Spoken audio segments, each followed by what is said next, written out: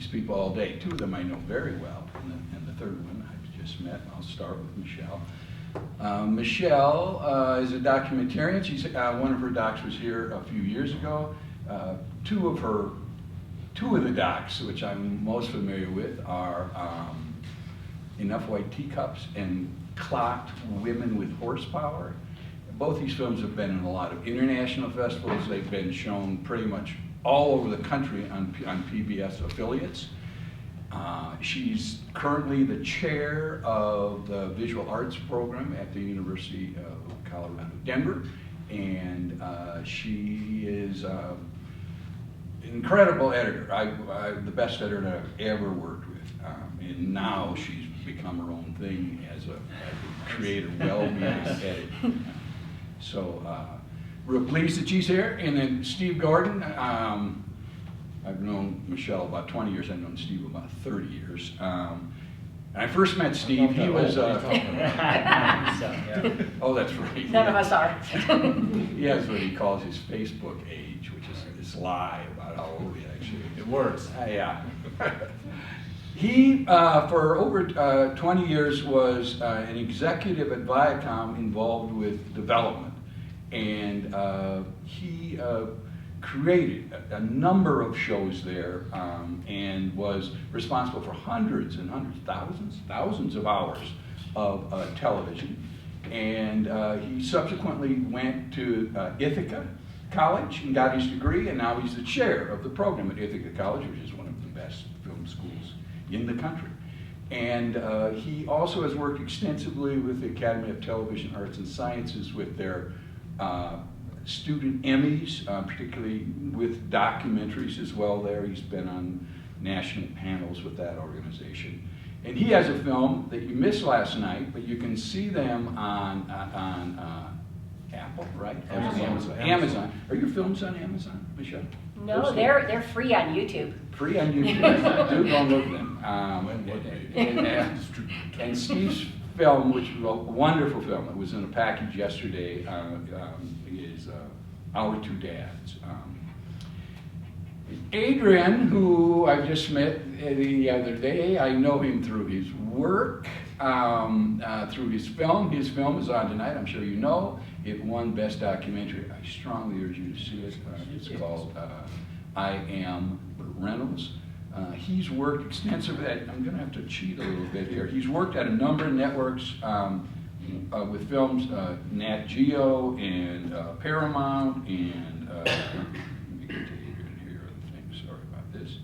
And that series, I should say, it is a series. It's I Am Films. He did an I Am film on Sam Kinison and on Heath Ledger, and this most recent one is, of course, on Burt Reynolds.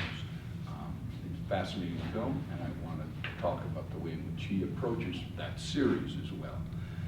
I'm just going to talk a little bit about, and then I'm going to really ask questions and let you ask questions about the nature of documentary, kind of its roots, because I've done a fair amount of study with this. And I think arguably you could say that the first film that was ever made available by the Lumiere brothers, which was a little clip of the people leaving their film studio, documented what was going on. There was no narrative involved. It was just intending to do that, to document what was going on. I believe, my friend Howie Mofshitz and I disagree with this a little bit. He knows more about this than I do. That the first feature documentary is an amazing film called The Battle of the Somme. And The Battle of the Somme was made in 1916. It was made by two British filmmakers that went out and charted the preparation for that first horrific battle in the Somme, on the river. And that film, there's some interesting things, really interesting things about that film, in that they did it, and they made it in June of 1916, and in August it was already being screened in London. And what was fascinating about that was that 20 million people went to that film. They weren't showing it 24/7, but they were showing it like 16/7, and having people, see this. And it also changed the culture kind of seeing film, because what it did was that, film was seen then primarily as for the lower classes for the most part. But now all the middle classes and the others went to this film and saw those penny arcades and those short arcades. They saw now the power that this film could have. And it was a great film relative to, they cited it as being a propaganda film because it also stirred up all this huge mass of people volunteering to enter the British Army. I want to talk about that film, the one iconic image that's in that film, and I'll almost guarantee you've all seen this. And it's a shot, it's a controversial shot, because they did show injured soldiers and dead soldiers in this, and they thought people shouldn't be seeing that. Remember, 1916, right? In this shot, there's a man, he's a British soldier, and he's carrying a comrade on his back. And the comrade's face is kind of laying to the side as and he looks up at the camera, and whoom, you get it. You understand the true power of film. Because to me, the great power of film is oftentimes in the framing. Mark Cousins, discover Mark Cousins if you haven't already. He's just, I think, a brilliant theoretician, makes you appreciate and understand film in ways I still don't. I'm watching one of his series right now. It has 40 chapters, and he's written books about film too. But he talks about the idea that the power of the close-up is that it frames out the world, right? And A.O. Scott says to the critic from the New York Times, he says that cinema exists to exalt the human face. And my rejoinder to that is, when I talk about a story, is that story plays best across the landscape of the human face. And so I think what we're talking about, I mean, the nature of our discussion that we're supposed to, one last thing I want to talk about, and the documentary that really came from that documentary, and that's Peter Jackson's documentary, They Shall Not Grow Old. Most of the footage in that film, not all, comes from the Battle of the Somme, which was made 102 years prior to that. He did astonishing things where he, so interesting, they not only colorized it, he actually had people who are lip readers look at what the people were saying and create a dialogue, and you can find this film and rent this film on Amazon and other places. And of course, that iconic picture, that image of that Tommy carrying his soldier, his comrade, is part of that film. So what I wanted to talk about, now we're talking, about the nature, I want to talk a little bit about the nature of the filmmaker and kind of a big dividing line between documentaries, it seems to me one of the first dividing lines, is really the presence of the documentarian in the film as opposed to a much more kind of objective separation. Great example, the two best examples probably are Barbara Copel, is that her last name? Yeah. Barbara Copel, who won 2 Academy Awards, the first woman to win an Academy Award for her documentaries about labor disputes, and she's totally removed. She doesn't appear, I don't even think there's dialogue in there. She's capturing the images, and she's then creating the narrative, based upon the things that she shot and the people that she's interviewed. Now, of course, the extreme the other way is Michael Moore, who's a presence in his films all the way, through. And they're brilliant films. Werner Herzog's another one. They're there. On the other side, it's Ken Burns. Ken Burns creates a documentary. If that picture is not of that battle in Shiloh at that time in the Civil War, he won't include it. It has to be an exact representation, documentation that's connected to what we're seeing, okay? Now, in the films that we have here, Michelle's film, let's talk about Clock. Clock is about, in a central way, about a mother and her 2 daughters who are speed racers on motorcycles, right? Steve's, Doc, our 2 dads, is about what happened to his father. Steve can talk a little bit about the film and explain the plot of that. And Adrian does a real interesting thing because he has a sequence of films that are called I Am films, and yet he's creating. I mean, there's a narrative there that's personalized. I'm a first person, I, but yet. Those people aren't. You haven't done any of them, have you? That are where you're actually interviewing the person who's the subject, or at least those three I mentioned. Not in that series. Yeah, I did Swayze, Kinnison, Paul Walker. There's 5. So Burt, yeah. Not in that series. In other films I have, which we can talk about, but in that series, they're all posthumous. So they're all people that have passed away. Right. Yeah. So. I guess I want to, let you all kind of address this as sort of the first question. This is supposed to be about the relationship of the documentarian to their subject matter. I mean, let's just talk about that. In your case, Michelle, what attracted you to the Glocks?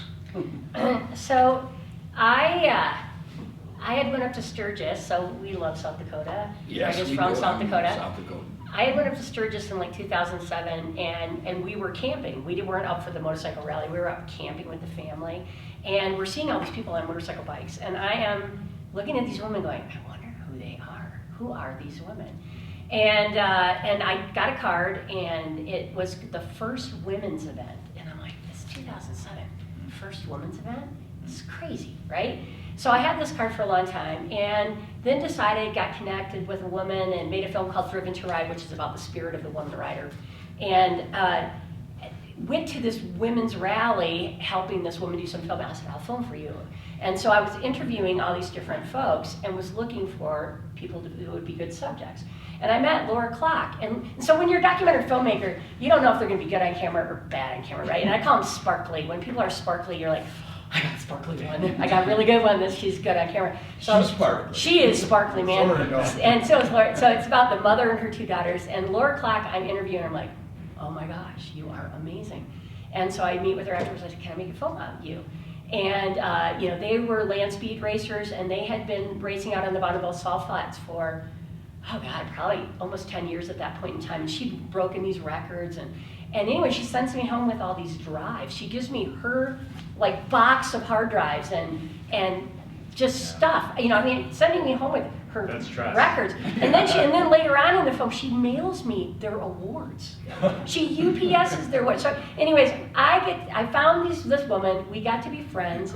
The trust grows over time.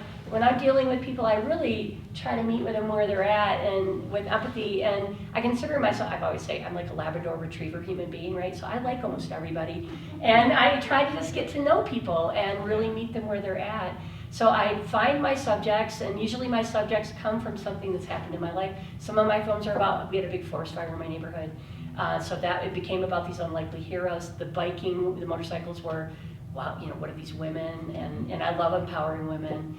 And then my last film, Teacups, is about inventions that will save the world. And so it was really cool. Great. So I'll pass it over. Steve.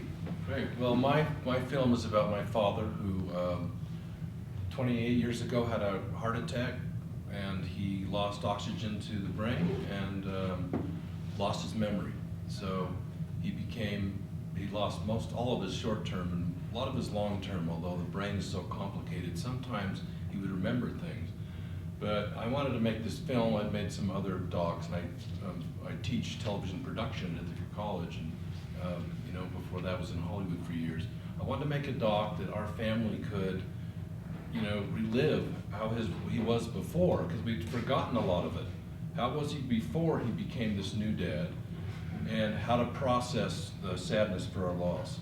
So in my case, obviously, I was very close to my subject.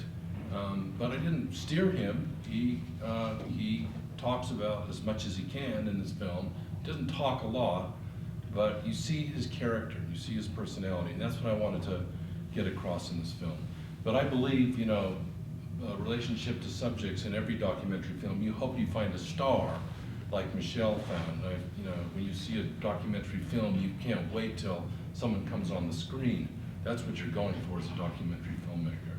And there are a lot of examples. One of the short films I've seen called Gimme Green, which is available on Vimeo, is about people's lawns and the obsession with lawns that people have. And it starts in Florida. And these two filmmakers, Eric Flagg and David Brown, I think is his name, they hit absolute gold. Every single subject they cast is amazing, magnificent, funny, outrageous. I mean, it's really, really good. And that's what we all hope for when we make a film. Adrian. Yeah, I mean, I definitely would echo. It's always great to listen to other documentary filmmakers speak about their craft, because we all do the same thing, like we're all just looking for human connection, really. And I think for me,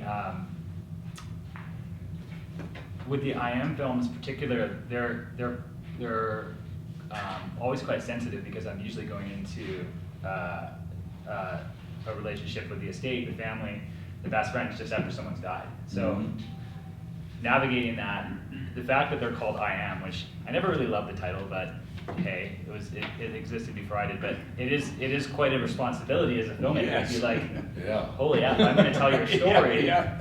and I'm going to find your voice without interviewing you. Mm-hmm. And that's every film is about like finding the tone and the voice in the archive, but through the stories of the people around them. So, but it is all about relationship building. I mean, on some films I've taken 1.5 years, 2 years just to have a conversation with someone that knows that I want to. But that's a different world, because they're so used to so many people coming at them, these celebrities, that they intention is very important. So, but yeah, I don't know. It's every one of those films is different. With Burt, he passed away. Obviously, he had an epic life. There's another production company that does films like this that are quite salacious, and they're often at their door right away. Yeah. Right. And we're not them, Yeah. and we have to be like, no, that's not how we do things. And I take a lot of time with the subjects for months, meeting people, pre-interviewing, spending time, no cameras, just like getting to that level, right? To that, like we're all just here having a conversation. And yeah, that's kind of Certainly with Burt Reynolds doing, you're not, but at the same, I would add that it's not a sanitized version. You see Burt Reynolds warts. I mean, it's not a glorification of these people, but I thought you did a really great job of a sensitive interpretation of a life, so that you didn't get to speak to directly. Yeah. Yeah, and I've always, especially like, the first one I did was Heath, and I really felt like Heath was still very much alive in the world when I did that. And like, he was communicating to us all the time, and so I always, from then on, was like, I'm making this film for Burt. And if I was to die, I wouldn't want someone to make a film that didn't like tell the truth, about the good and bad. So, Right. yeah. Can't wait to see it. Yeah. I want to talk, the next question I kind of feel is about narrative, about how documentarians approach narrative in a way that is dissimilar from fictional films in which you have the script to go by. And I spent a lot of time developing a theory of narrative, so when I'm talking about narrative, this is what I'm talking about, okay?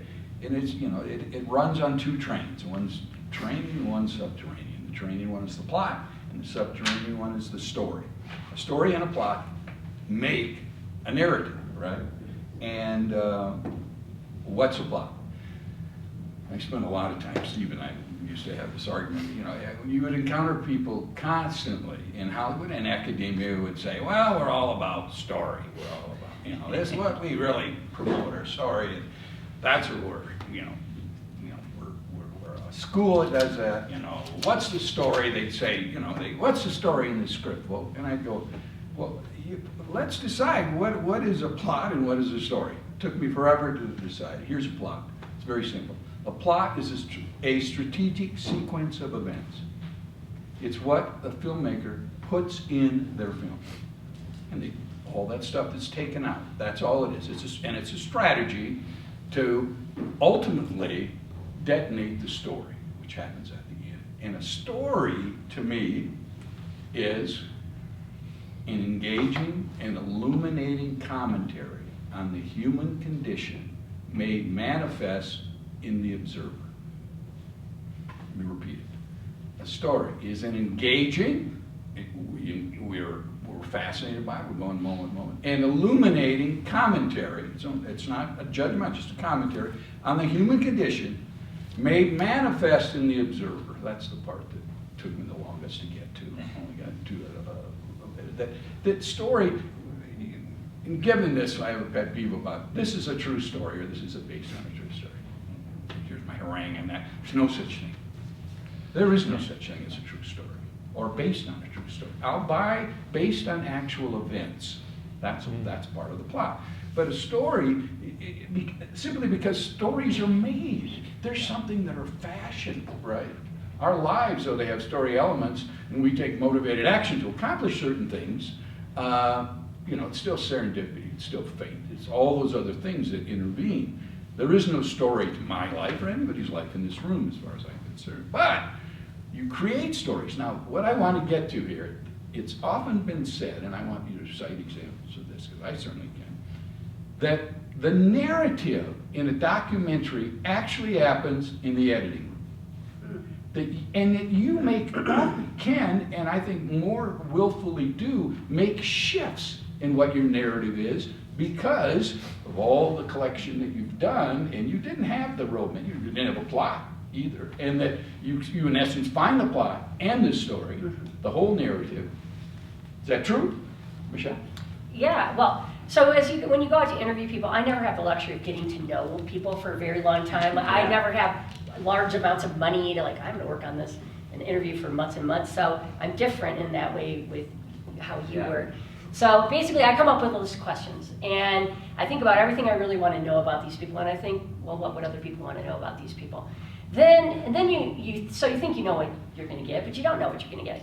And so you start doing your interviews and you ask all your questions, and then you kind of start weaving your story through the editing and through that. And typically I start weaving my story. I go through and I transcribe everything so I know it is written. If it makes sense as a written story, so I can cut and paste in Word, make the story up. And then if it makes sense, if I read it, it's probably going to make sense as a film, right?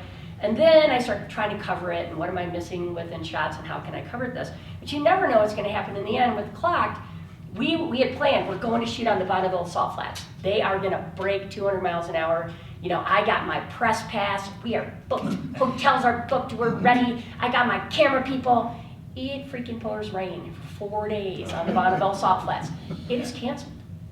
My ending is gone.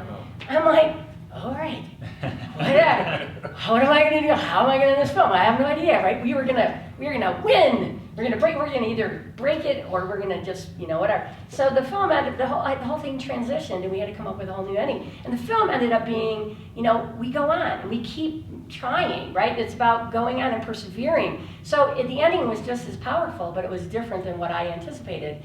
And that's kind of one of the things that I try to do with my film as I arc my story through. It's like, what is the call to action, or what is what I want you to get from it and take away? Whether it's, we make it through these tough times, or we persevere through flooding on the Buitenhuis salt flats, or we have to do actions to make the world better, or through climate change or inventions. But I always try to end with something, an action for people to do at the end. So I'll turn it over to you. Good, very good. Before I say anything, I have to say that this guy on the end is one of the best teachers I've ever met, and I've been in education for a long, long time. I just signed up for his class, actually. He's an excellent professor, and he's an excellent writer. I mean, that's why he's such a good teacher. He's won a Pen Award from the Writers Guild, and we've seen many of his plays, and all of his plays have great stories to them with great characters. He always says characters, conflict, he talks about that. In every one of his plays, when you watch it and you're soaked in these characters that are taking you through the story, and then bam, you get up one of those endings. And he's a skilled writer. It takes a skilled writer to do that. I don't think anybody knows fully what their story's going to be when they make a doc. They have a direction, they have a guide as they do research. They learn more and more and find their subjects and do interviews, learn more and more about the story. But in documentary, the script's not written until the end.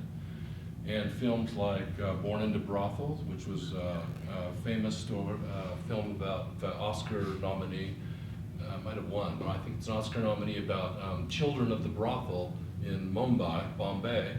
And the filmmaker, Zaina Brisky and Ross Kaufman made it, but Zaina got involved with their subjects. And involved to the point where the story started to shift. If you haven't seen the film, I urge you to do it, but she regretted it afterwards. And I don't know how I could have resisted either. These kids are amazing young kids, and in this film she tries to teach them her craft, which is photography, and gets very involved with it. In fact, to the point where potentially could change their lives. The Cove is another one. They didn't know how that was going to turn out, you know. Also a brilliant film. Didn't know if it would be successful or not. And short film that I love called Silences. Octavia Warnock is the filmmaker. And this is a film about a young man trying to find where he came from, something about his identity. The silence refers to his mother and his family never talking about it. Who is his father? And in this film, he never expected to really find his father, just learn the secret of it. I shouldn't tell you if you want to see the film. Spoiler alert. But something happens. And it's really amazing, and I don't think, and that's how, to me, how a story is formed in a dog. Yeah, I'll have to correct you a little bit. So, Okay. No, not you. Yeah. Oh. But just in terms of the process of those movies, I said I get months. It's usually months with one or two people that I'm courting to make the film with. But I shot that movie in 6 days. Oh. Or 7 days. Burt Reynolds, yeah. So That's fast. Yeah, seven camera days. So I write the movie because I'm the writer in the movie. So I spend that time where I do the similar process where I'll outline in 7 acts. Okay, what's this guy's life? But then there's some people I'll interview that I don't actually put on camera who are like, you get behind the story with them because especially with, I'll stay specific to this film or this series, is that there's the person and there's a persona, and there's the footage that we've all seen in the movies, but then there's the home video, and there's the performative human that we all see, and there's the actual, and there's this sort of moment where you start cutting through and having these conversations with people that begin to reveal the story. And because especially with a Burt Reynolds film or Heath Ledger's, they were born this day and they died this day. So there's a frame. But then once you're editing it, and the more people gain your trust, like your lovely subjects who gave you a box of archive, I can't tell you on these films how many times I've heard the line, I have this box in the garage and I don't think there's anything in there. And I'm like, yeah, I'll take a look. I'll take the box, I'll be really careful with it. And like in the Sam Kinison film, we unearthed a tape of his first ever performance, comedy performance that no one had ever seen. And 2 days before he died, the last frame of video is him waving to the camera and saying goodbye and bowing out. Wow. So, I get chills thinking about it, but it's a mix. I set out with an idea because I always set out with a intention and what I think the story is going to be with these people, but I know that there's always a story behind the story. Mm-hmm. And then with the edit and I work with really, really fantastic editors as well, which I'm really blessed to have with budget, to have a great team. Mm-hmm. We are constantly finding the voice and the tone of the movie, and the archive guides us as well, because again, and I'm kind of rambling, but you'll find a piece of tape after the cut, get all the raw, and there's something that's said by that person, and you're like, here we go. Yeah. Colonel. Yeah. The plot shifts. You add another. Well, add an you element. see a new layer, or you see something exactly. about that person Yeah. or then you see that and then you talk to one of their friends and say, look, I saw this, what does this mean? And they say, oh, wow, well, that, well, let's talk about this. Or especially with celebrity, you're always peeling back the layers, right. Because all these people that are close to them are trying to protect their image and their story.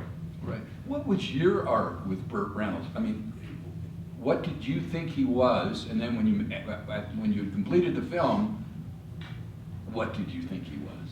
To be honest, you know, he's a generation of, I knew Burt Reynolds through Boogie Nights for the most part, because you know, I love Paul Thomas Anderson's work, but then I'd seen a couple more of his films. But I didn't know much about Burt Reynolds. I knew that he was a Blue Dem, like quite a liberal guy, but also in this time of the Me Too movement, being like, okay, what's the, not that you can put a lens back on his life, because he was, I mean, I don't want to get into the, we could talk about this at another time, and I'm sure we'll talk about it tonight in Q&A, but I went in pretty blank, but I dove in, I read, of course I read his book, I read Lonnie's book, I read anything I could find, or any commentary or any podcast or anything about him from any source possible, just to, and then I went to his house that was still intact, like clothes in the, like pictures on the, you know, the cigar in the ashtray. Wow. So, you know, put on a shirt. Yeah. Steve, what about you? I mean, you went into the film with, I think, one notion. I see that there's a shift within that film. What did you discover in the process of making this film about your father? I'll tell you, but first let me do a 30-second on Burt Reynolds. I was security guard Okay. at Universal Studios. Yes, I love these. It's Universal Studios. I'm security guard, you know, struggling in Hollywood, and the best little whorehouse in Texas, shooting on the Universal lot. He comes out in his car, he's driving, and sticks his head out and says, he's got somebody next to him, and I'll tell you who it was. He says, "Just going out for a bite with Dolly." And the way he said it was just so cute, and so Burt Reynolds, and Dolly Parton's next to him. And you know, like, Burt owned the moment. he owned the moment. It was wonderful. So what changed? I think what changed for me is in getting to know my father. I mean, I knew him pretty well. He'd been, you know, in this second phase of his life for about 20 years when we started the film, 23 years. And he has a sense of humor. I didn't know if I could get that on film. And yeah, we did. We got it on film. We got his true essence. That's something that stayed with him and was fascinating to us. Certain parts of your being, you know, will continue on no matter what kind of damage you might have. And it can even be the way you move or say something, or he'd always make funny faces, which are a couple in the film, but those continued on. We loved that. I didn't really know how much of that really happened until I started telling the story. Michelle, what about? Well, I think in my films, I think Yeah, there's two. Yeah. Yeah, well, in just in general, I haven't really done a super famous person. I guess Laura Clark is pretty famous in racing and motorcycle racing, but my perspective shift as a human being, right? I'm interviewing these people. I'm getting to really know them. I mean, Laura Clark called me the other day, and she's like, "Can you get me some DVDs? We're doing a raffle." And I was like, "Oh my God, I don't have any DVDs." And that suffer's gone. And yeah, I said, "Why don't we do a jump stick, and why don't we print a poster and we'll sign it?" And she said, "Oh, we got $1,300. They raffled it off for a fundraising." Oh, wow. She does this amazing group called Helping with Horsepowers, and they use motorcycles and they rebuild them with at-risk youth, and they use it as a metaphor for rebuilding your life. And so I guess what I've learned is that usually what I go in thinking in a film, I learn so much about the people, and all of my perspectives shift. Who I thought was on the back of those motorcycles or driving the motorcycles were completely different women that I ended up getting to know and become really good friends with. Almost everyone that I've made films about, I still contact with and really involved with, and they become dear friends, so I feel really blessed with that. I keep growing as a filmmaker. I'm really excited. I'm going to film in 2 weeks. I'm filming this really famous pianist. His name is Adrian Pratt. He does a lot of really classical music. He's one of the most highly recognized African-American pianists in the world, but he also became an activist after George Floyd. And I'm really interested in this transition in his life, and I'm trying to come up with my questions for him because I want to get to know him as a human being and as this artist. And then he has this whole segment that he goes into about driving while black and about being racially profiled. But this move in his life really didn't come out until George Floyd. So I'm really interested in his transition from a person and an artist and a musician into activist. And then how am I going to weave this story together? And I don't know. I mean, I assume he's a performer. He's going to be good on camera, but I don't know. And so we'll see what happens. It will either be a short film, or if I'm lucky, I'll get a 30-minute doc for PBS. But I'm really excited, and I'm thrilled to get to know him and to be honored to ask him questions. And then you get nervous. I'm like, he's pretty famous, and so it's like I have to do a deep breath. I think one of the reasons I get good interviews from what I think is I usually interview alone or in a very, very small group. A lot of times I've been running gunning with a camera and a backpack and in a suitcase with lights in it, teacups. I flew all over the world filming like that, all alone. I'm like, okay, just white working, I got headphones on, I'm shooting, and it's like so stressful. Like, am I getting this? I don't know. We'll know later on. And I get my one shot. I get in the good audio, and it's terrifying. And one guy's like, well, let me shoot you out. We're going to shoot on a boat. I'm like, what? All right, so we're going out into the Chesapeake Bay on the boat. The boat's tiny. I'm like, how am I going to set the tripod up? And then the boat is turning the whole time. And the film is blown out, and my colorist is like, oh my God, what did you do? I'm like, I tried. And he fixed it, and I'm like, oh my. So I think, for me, it's like being adaptive, learning things from what you're doing, and never knowing what's going to happen. Right? Yeah. And that's kind of the cool things about documentary. Yeah, and it's funny as you say that, because I'm sure there's every big production is trying to get back to exactly what you're doing, because that's where you get the goods, right? And like we take people out of the room. These films are a bit bigger, but I do a lot of that, and it's often, even if there is a budget, it's a choice where it's like, we're not going to get that if we don't do it like that. And you can try your best with crew of 50 and millions of dollars, but can you get that? And that's what we're all here for, right? And it's hard to do when you bring a lot of artifice to the table with people that are not in the media or whatever, that have to, it's all about the approach, I think what Michelle was talking about too, the rain in her parade, so to speak, when she had an ending she wanted. I mean, that can happen to anyone, so you have to punt. Film I produced, a short film called Overlooked, about a young lady, 32 I think, with cerebral palsy, had never, and with a master's degree, with honors, never could get a job. Couldn't get a job, and this film was about Overlooked, how she's overlooked in the job market. And we were hoping that she would actually get a job in this film, and there was an event coming up which was a business. She'd make proposals to get business grants. She had a very good idea, and she made the proposal, and it was in the film, and she didn't get it. So, that we had to figure out, how can we make this still an uplifting story, not just a downer. And that happens a lot to doc filmmakers. The film still was good because ultimately the story is inspiring and won some awards, but we certainly had to change direction. Yeah, a couple of short docs that I made a series of short docs about uncommon heroes. And I'll always remember that two incidents. One was that it's a film about a lost boy from Sudan, 5 years old, walked 1,000 miles. And, eventually got to Denver and was the first lost boy to actually get back to Sudan and meet his family. And he told his story, and it was brilliant. And we point the camera at him, and I said, okay, Isaac, let's talk about this part. He couldn't remember anything he had said, really. I mean, he couldn't. So we had to kind of restructure. He said, Isaac, remember this, and this, right?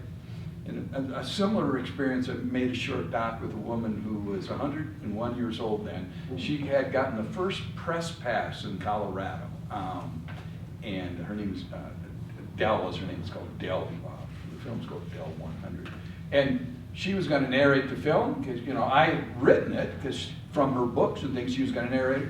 She couldn't narrate it. I mean, she just couldn't do it. She couldn't do the narration. So in that case, we hired a narrator to, voice talent to do it, and still, got the tone of what Dell was. And moving on from that, it's interesting that, you look at, as I said, there are 68 docs this year in the festival. You look at 68 docs, you come to understand the wide range of what people see as being subjects for docs. And I'm going to give a shout out again to Mark Cousins. God, Mark Cousins, fine Mark Cousins. His latest thing is called Women Make Film, a road movie something. And it's 20 chapters, 40 chapters, that are about half an hour each. And it's all an exploration of how film is made and also the history, and it's all films made by women. You go, how did I miss all of this work, this incredible work? But he's just brilliant. Tilda Swinton actually narrates that. He narrates his other things. But in that film, the one about women make film, he quotes from the French critic Roland Barthes, who said that there were, I keep forgetting this word. I want to say it's dictums, but it isn't. But I want to catch the word that he used. It's excuse my looking here. You're a writer, make it up. I know. I'm so impressed he used electronics and I he's use doing paper. it. Like, He He calls them Luddite. punctums. The documentaries that films often revolve around a punctum, and what a punctum is, according to Bart, is a sliver of truth. Yeah. A sliver of truth. So, Yeah. what are the slivers of truth that fascinate you all, or fascinate you in the future as well? Adrian? It's great. I mean, I studied cultural studies and went to school in Montreal, and Bart's was like, Yeah. a big part of the study. And the idea of punctum is so interesting because, in a way, it's like anything you look at in a space can reveal a truth beyond what we see, right? Mhm. It's like, and for me, it's like either archival or something it's what I said before, like there's a window into a world in all the films that I make that I want people to go through, Mhm. but not everyone will, and that's okay. I also work to, in many occasions, there's some stuff about a person that I'm not going to tell the world because it's not not everyone's, it's not for them to know. But I'll often give a little peek into that in a way that's respectful, so that you can, in your mind, take the movie to where you want, because we're all doing that, right? Like as you said in the manifest, the last line that you said in that, that's so much, and like anyone say that, like, documentary is truth-telling is like, Howard's daughter said this thing yesterday, which was really interesting, where like, I never feel like I'm inside the truth, but I'm just walking alongside it. Mhm. And it's the best you can do, right? And sometimes you get to hold it. Yeah, a little bit. Yeah, right. But you never, we're all trying to create, we're all trying to find that as documentary filmmakers. I think we're all searching for truth. We're also trying to tell a story in a format.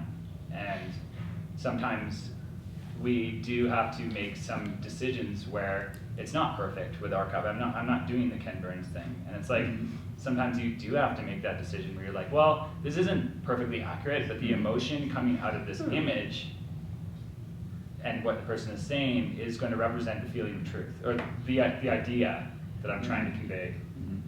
I got way off punctum there. So, Steve, what slivers of truth are you interested in as a filmmaker? I mean, I always hope that there's something deeper than what's on the surface, and film I can think of. I mean, I look for that in all the films my students do, and hope that they can find that. Sometimes that's found during the process of it, but I think a film like Man on Wire, which was about the guy who went across the wire across the World Trade Center.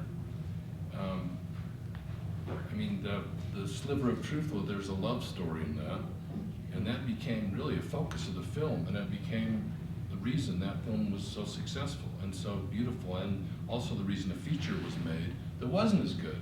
That wasn't the truth, even though we don't know what role that love story truly played in life, but it was amazing.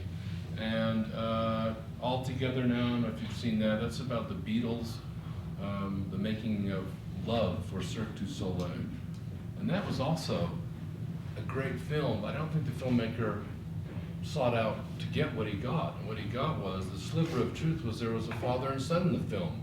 But I don't think he realized this film was about a father and son. Sir George and Giles Martin, who are the engineers, the mixers, well, the father was George, for the Beatles and some of their famous albums.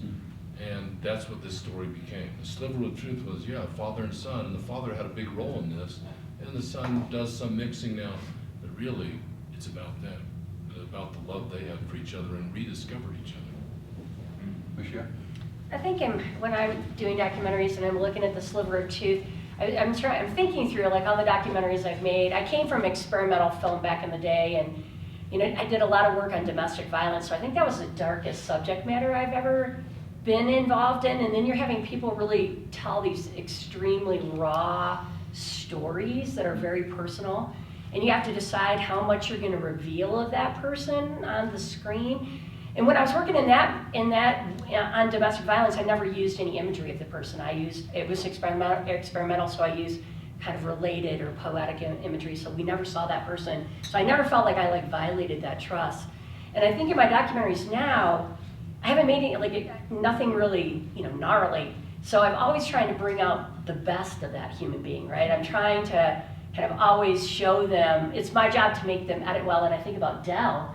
And why we decided to get a voiceover artist for Dell is her dentures clicked every sentence. So her dentures were like click, click. I'm like, oh my God, I was trying to edit out her clicks of her denture. I'm like, Craig, we got a problem, right? It's like, and so, and it came that we wanted to make her look the best we can make her look and have respect for her as a character. So I think for me, I've always tried to make, tell the story, but make them truthful in my bias, right?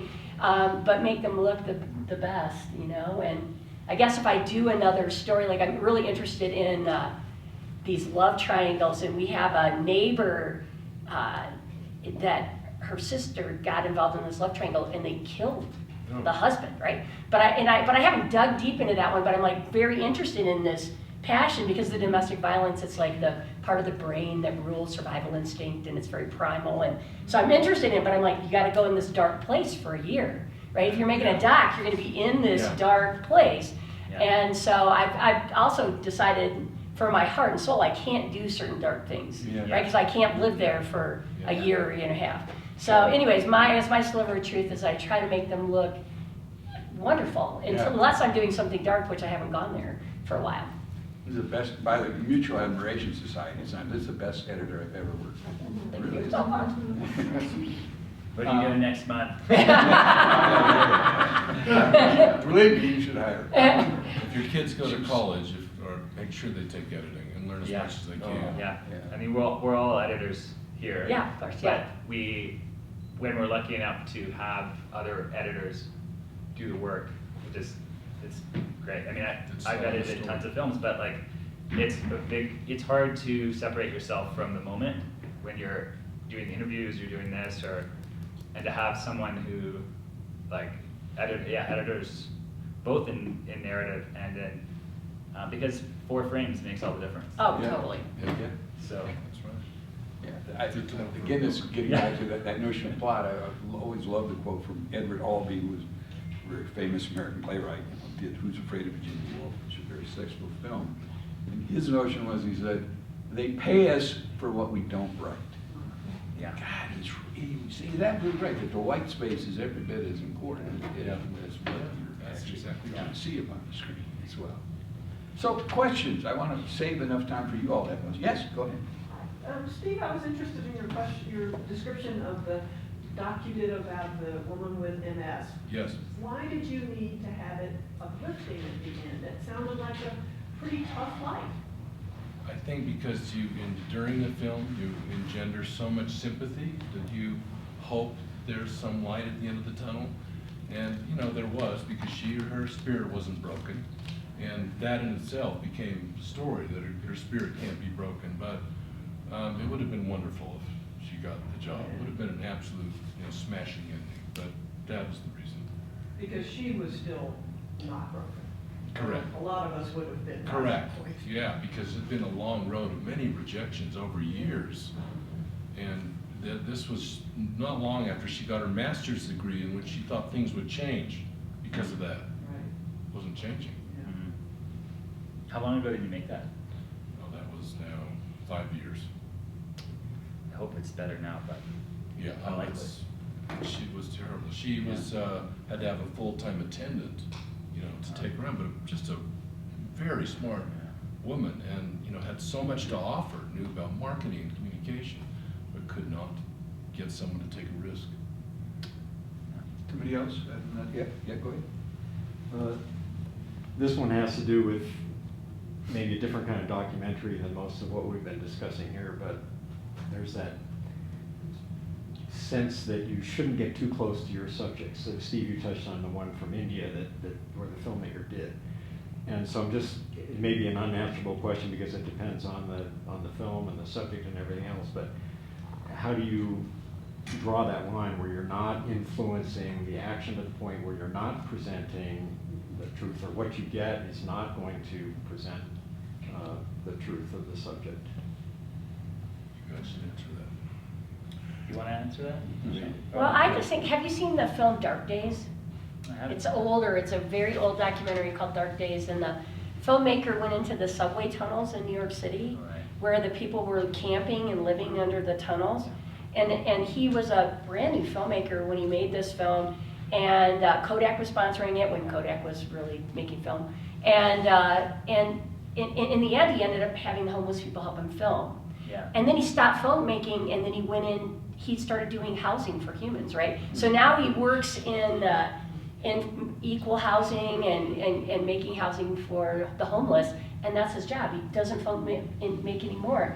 So I think that there you see someone getting so close and they transition their whole career into something different to do service for humanity. I always get close to the people I film. Yeah. To me, it's about really getting to know them. The trust, they won't talk to you. Right. But I haven't done, I've seen films about kids huffing in India, Yeah. you're like, oh my, it's so disturbing. I don't know how you would film in that. Or the starvation, and how, I don't know how you would do that, and now I would want to be helping. I don't know if I could do that. Or I saw a film on equine slaughter. I don't know how you could be in that place for that long. Just you're like, I don't think that you can, as a filmmaker, not get close to your subject. It just depends what you're. There's going to be a line. Are you like with Michael Moore, as we mentioned? He just throws that out the door and says, basically all filmmakers are doing what I'm doing, but not to a certain extent. And he plays his own. He plays as a character, and he's going to take an angle and be blind to many things to toe his line, right? And he engages the audience in knowing that that's part of the conceit. So it's like, but you cannot not be close to your subject. It just depends whether you're gonna, and as you said, I have relationships with all the people I've made films with still, because it's a serious bond or trust, and but I guess the question is more about the subjectivity layer, right? How can we now make a film about that person and not play to them, or whether you're in it or not? It's okay, what do you? How can I be far enough away to make an objective story? But no story is objective. So I don't know. It's an interesting question, but it's somehow unanswerable. I did a film with this project in the heroin. They call it the heroin canals in Tijuana, where we were filming down there, and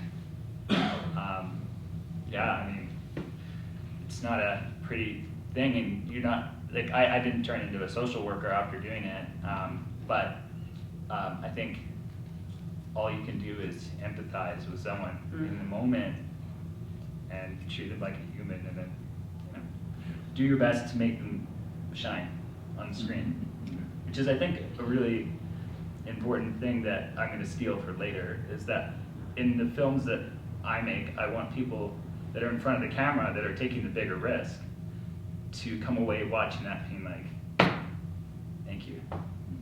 yeah. And let us not forget the great filmmaker, Leni Riefenstahl, what she did with Hitler. Oh, yeah. Yeah. Oh my God. mean, we sometimes forget that Hitler was an astonishing platform speaker. I don't think I've ever seen him.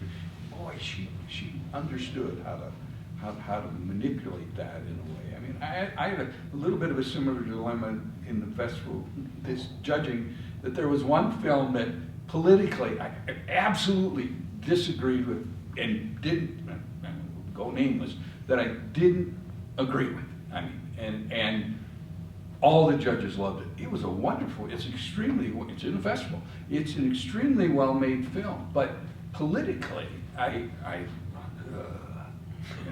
started doing research to see, is that possibly true, and so it's intriguing how, the whole nature of propaganda relative to documentaries, what it is, what it's trying to, profligate in terms of ideas.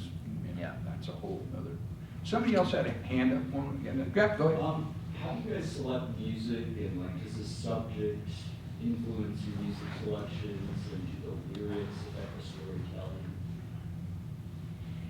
Oh, well, I love music, and I love picking the music. So at some points in time, I've been lucky enough to have composers, and so they compose for the film, and that is amazing. The problem is I typically don't have very much money, so it was other professors like us that we were like, oh, if you do this, I'll do this, and we'll trade. So I love that. I know a lot of musicians because we were at the University of Colorado Denver, so I could get hooked up with different bands, and I find things. A lot of times I use sound libraries, and then my sound engineer, like I've worked with a woman named Leslie Gaston-Burt. She's amazing. I'll find these songs, and I might get them through a sound library where I pay per song. So what is it called? Premiumbeats.com. I like it. They watermark it, right? With premiumbeats.com. So I use them a lot because you can search through thousands of songs and find the ones that work for you, and then you can figure out how to go between. And then my sound engineer might then create these little piano licks, or she'll do guitar things that will do these interstitials. And then I'll have points that I know I want it to feel in this way. And that's the great thing about music libraries, is you can listen to like 1,000 tracks and find the mood that you really want for that piece. But I know exactly in my mind what I hear it. And audio sweetening, it's like, if you listen to a film with no audio sweetening, it's like so boring, because it's like about the full body experience. You need to hear the door squeak and the feet move, and she does the best audio sweetening. And in doc film, you miss that a lot. And in the B-roll, you got to put it in there. It's lame, right? It's just like, it's boring. So it's sound sculpture. They are the audio engineers, your colorists, editors. I mean, we kind of shape the story through our vision, but the people that brush and do the pretty stuff at the end it's what makes the film. I had the great privilege of meeting Stacy Peralta, who did Dogtown Z-Boys, and he's an amazing documentary filmmaker, and he's like, whatever you do, he's talking, at this big speak up in Denver, and he says, whatever you do, you need to wrap your film in great graphics, and it will make it look better than it is, right? So I always have great graphics in my film, because I know it makes it look better, higher budget than it is, and I take that to heart every film I make. Yeah. I just encourage my students to we have a music school. It's one of the leading music schools, so I encourage them to compose. But a lot of times you can't do that, and you also a lot of them want a song that's known. And we all do as filmmakers sometimes. There's the perfect song out there. The reality is, those are still, even though we might be more educational or just online or whatever it is, or film festival, it still can be expensive. And the cheapest song that I've found, that's known is like $5,000. Exactly. And that's like our whole budget in some cases. So we use a lot of stock. Because there's so many music licensing companies, so many composers. I mean, it's unbelievable out there that have really great cuts. And some of them, the algorithms do sound alikes to the sound that you wanted for the known piece, and you get that, and those can be $35 to $100. And we tend to use a lot of that. That's, it's fun. I love doing that. I love finding those songs and finding something that works for the moment. And that's part of, I think, the fun and skill of filmmaking. The film I'm just finishing, I'm supposed to be finishing on Friday, It's about a songstress. It's a life, kind of a life story, just who's someone who's alive, which is nice for a change. But people, I know I'm jumping around, but people always say, oh, you must want to stop making films about dead people. I'm like, but they're not dead. So don't worry about me. I mean, it's hard, emotionally as a filmmaker, going to that place with people over and over. And I experienced my father's death when I was quite young, and I definitely bring that into how I deal with grief and whatever. But I've been really lucky lately to be able to find a song that someone has sung because in that moment in their life they chose that lyric because it meant something to them, and then make a film around that. When we were making Heath Ledger, these songs, a song that we all know can be, there's the music side, there's the master and the publishing. So you could pay $40,000 a side, $80,000 for one song. Okay, like but with Heath, they have something in licensing called Most Favored Nations. So someone will set the tone. You'll pick an artist, and the filmer with Heath Ledger was Ben Harper. He was the first artist because he wrote a song about Heath having a baby, and we wanted to show him performing that and then have him talking about it. And it was like, we need this. And I really pushed the company network who I make these films, but they'd never used original music before. And I was like, Heath was producing music, making music, loved music.